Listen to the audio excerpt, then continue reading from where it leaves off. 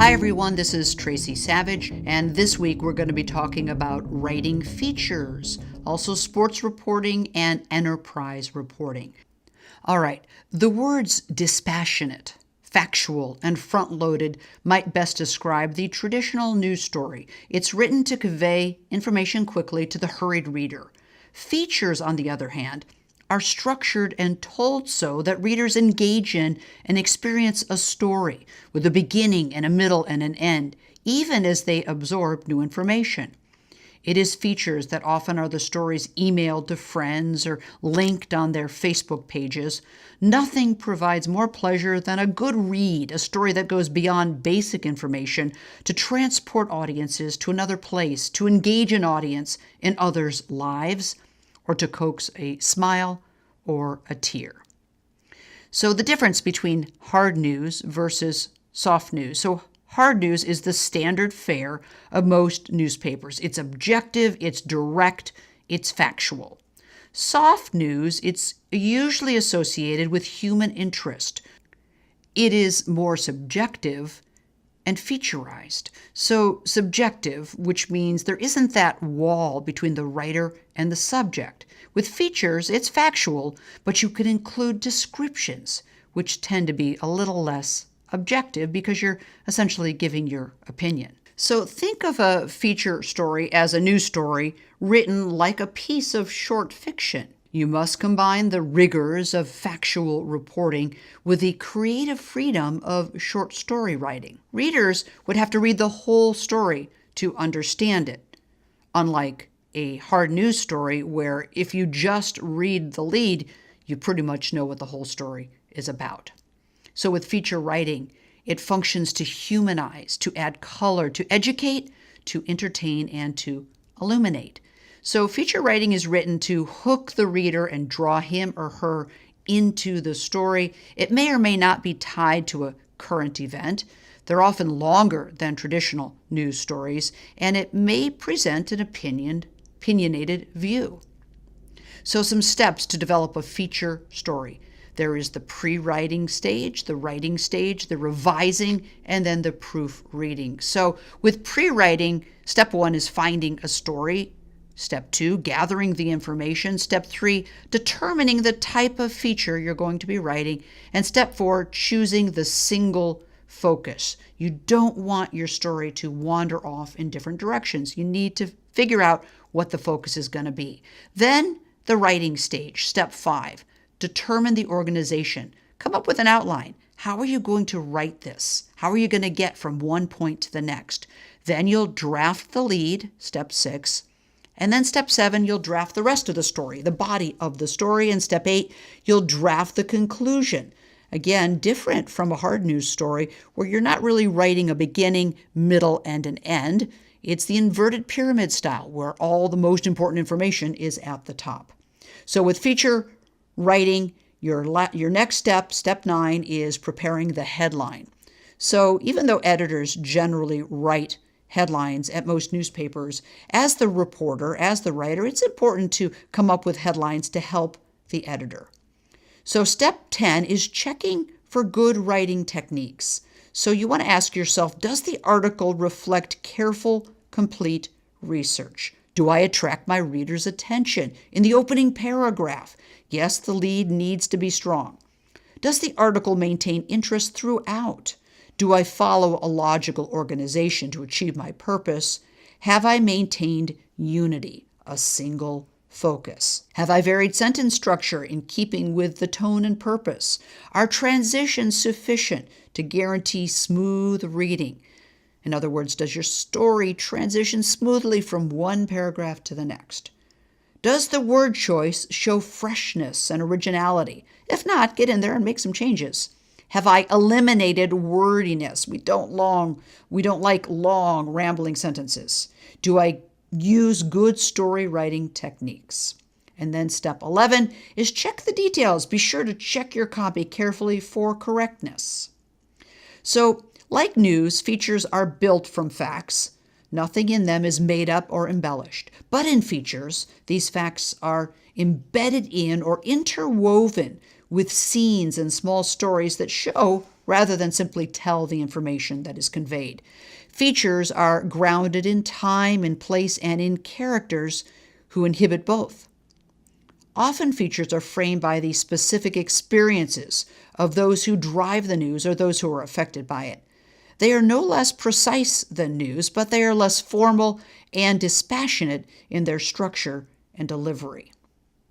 So let's switch gears now a little bit and talk about sports reporting.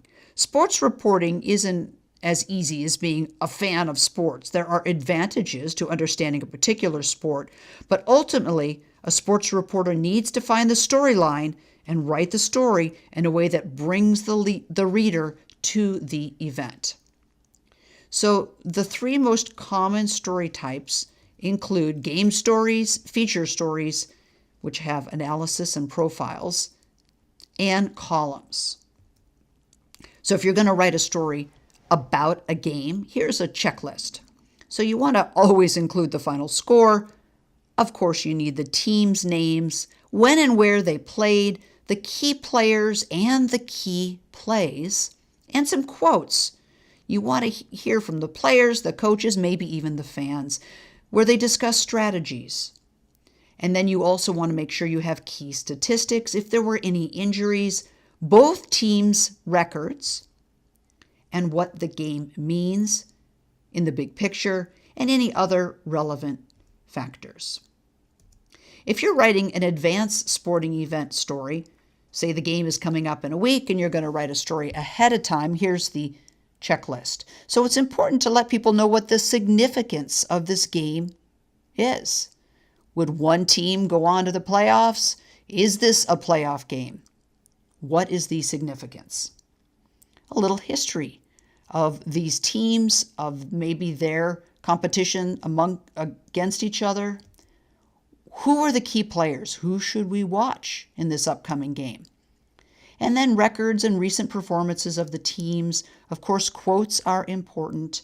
And then strategies, what to look out for. Will the defense be expected to do well? Is it going to be an offensive struggle? And then what about injuries that may impact the big game? And any other factors that are important as you advance the story.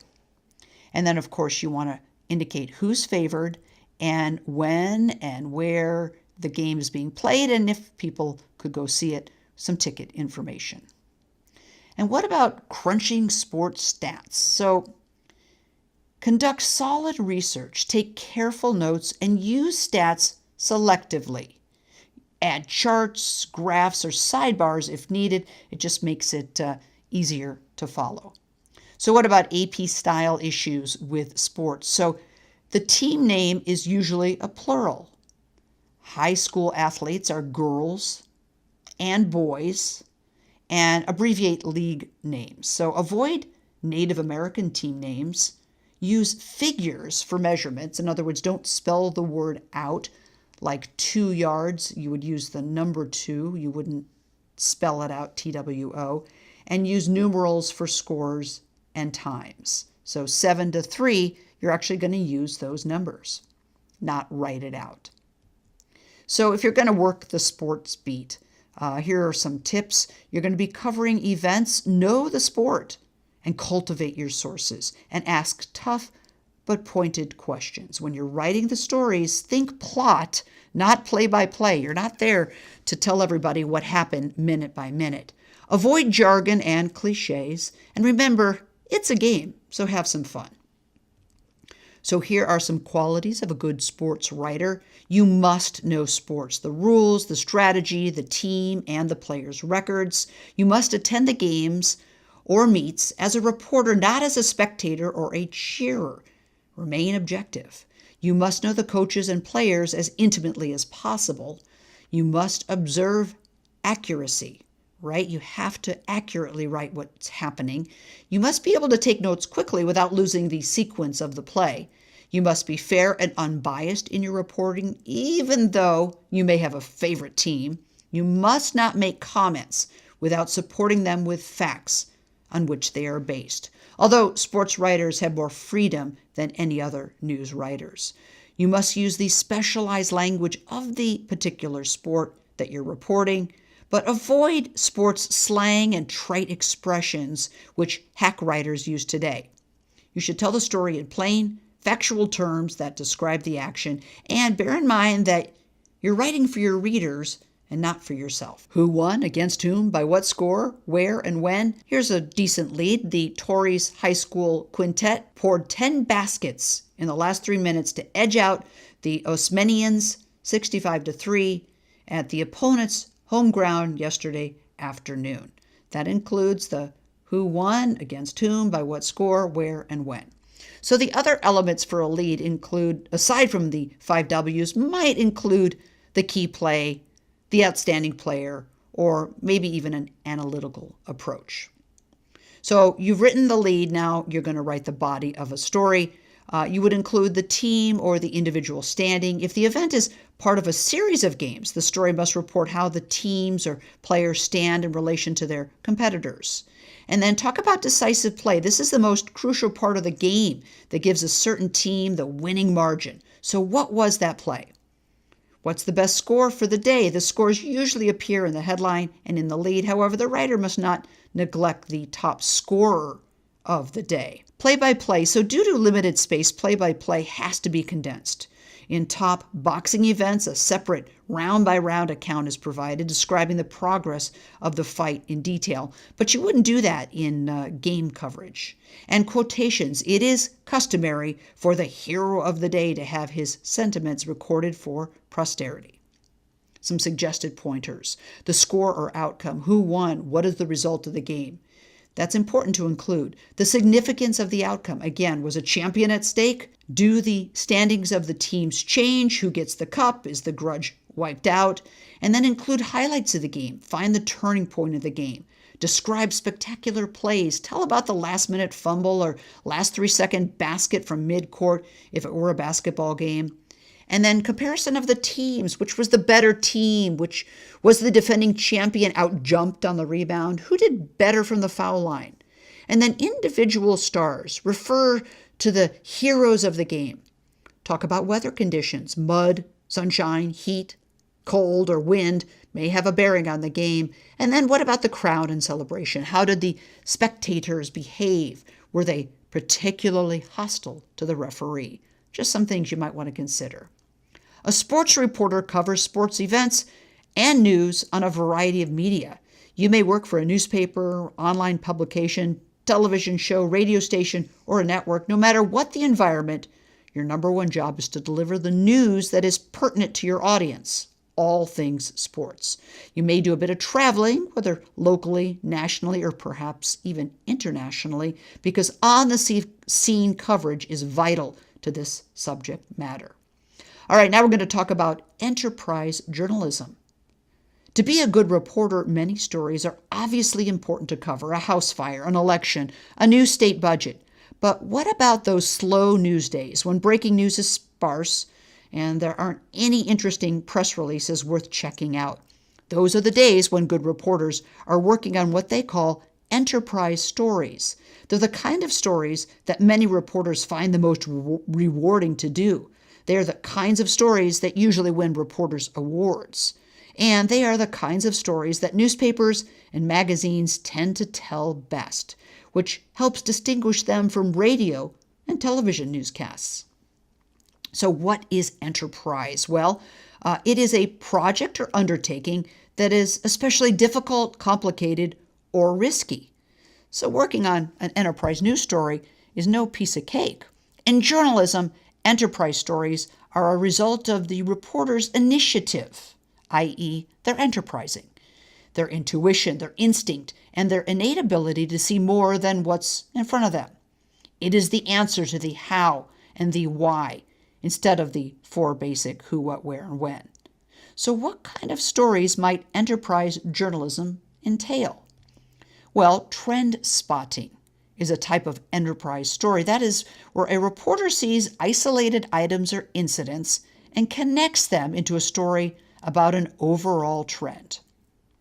Enterprise reporters also look for changes that occur over time, trends, in other words. Discovering a trend is often a great way to start an enterprise story. For example, maybe you're walking around campus now, and now that the weather is warmer and people are wearing less, you might notice that lots of people have tattoos.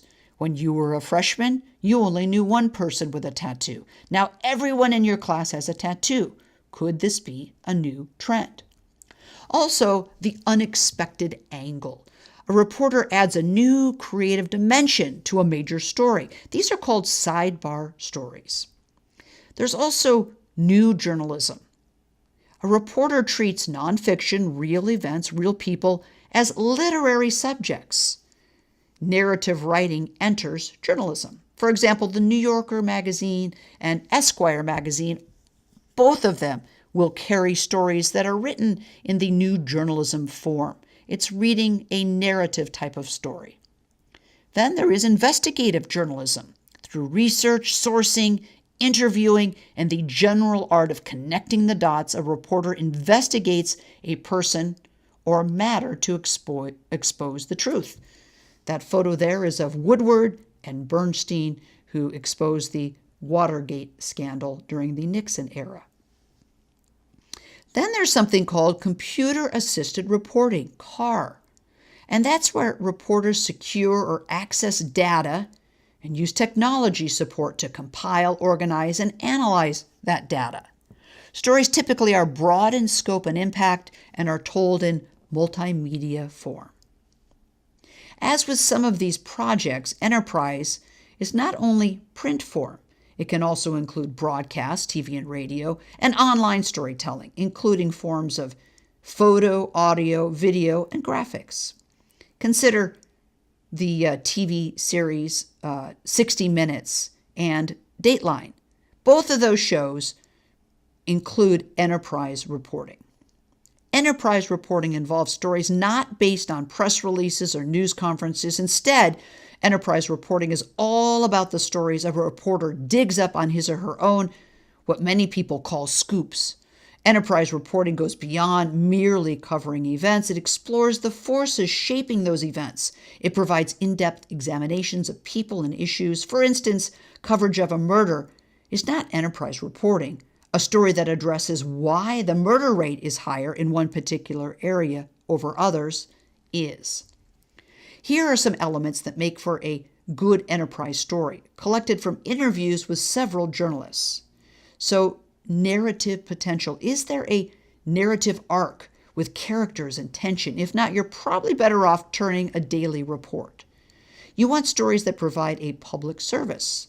What about multimedia material? Well, this isn't always 100% necessary, but it's certainly helpful. And cooperation between members of a team. This means everyone needs to have the time and resources to complete the story. The team must also be willing to communicate with one another. So happy writing, everybody, and have a great week.